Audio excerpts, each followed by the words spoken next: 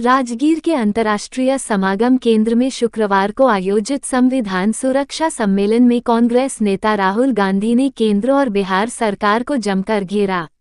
उन्होंने मंच से कानून व्यवस्था, बेरोजगारी, स्वास्थ्य सुविधाओं और सामाजिक न्याय जैसे मुद्दों को उठाते हुए कहा कि बिहार सत्य, न्याय और अहिंसा की धरती रहा है, लेकिन आज इसे क्राइम कैपिटल ऑफ इंडिया बना दिया गया है।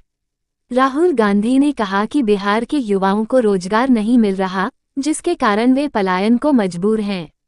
पहले सरकार इलाज कराती थी, अब आम लोगों को इलाज के लिए लाखों रुपए खर्च करने पड़ते हैं। सरकार निजी अस्पतालों को जमीन जरूर दे रही है, लेकिन आम आदमी की सेहत की जिम्मेदारी से हाथ खींच रही है, उन्होंने कहा। जातीय जनगणना पर बड़ा बयान। राहुल गांधी ने जातीय जनगणना को सामाजिक न्याय की नींव बताते हुए कहा कि जब मैंने इस प्रक्रिया को गहराई से समझा, तब जाना कि यही सच्चे सामाजिक न्याय की बुनियाद है। प्रधानमंत्री कहते हैं कि देश में जाति नहीं है, तो फिर वे खुद ओबीसी कैसे हो गए? उन्होंने दावा किया कि जैसे ही सच्ची और पारदर्शी जातीय जनगणना हुई, बीजेपी की राजनीति खत्म हो जाएगी। जो गणना अभी की जा रही है, वह दिखावा है। ये एक्स-रे है, हमें एमआरआई चाहिए, जिससे पूरी सच्चाई सामने आए। 90% लोग सत्ता से बाहर हैं। राहुल गांधी ने कहा कि देश की 90% आबादी दुख की शेयर होल्डर है, लेकिन उन्हें फैसलों में कोई भागीदारी नहीं मिलती। जब मैंने देश को गहराई से समझा, तो पाया कि इन 90% लोगों की राजनीति में कोई जगह नहीं है।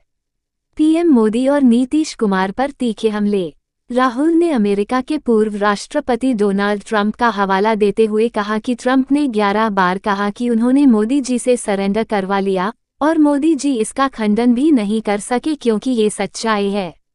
उन्होंने राष्ट्रीय स्वयंसेवक संघ (आरएसएस) पर तंज कसते हुए कहा कि दबाव पड़ते ही ये लोग चिट्ठी लिखने लगते हैं।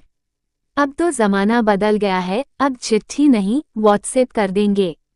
मुख्यमंत्री नीतीश कुमार पर भी उन्होंने सीधा निशाना साधते हुए कहा कि बार बार पाला बदलने से जनता का भरोसा टूटता है। ऐसे नेता स्थिरता और विश्वास को कमजोर करते हैं। संविधान बचाने की लड़ाई है ये। राहुल गांधी ने कहा कि उनका ये संघर्ष सत्ता पाने के लिए नहीं, बल्कि संविधान, सच्चाई और न्याय की रक्षा के लिए है।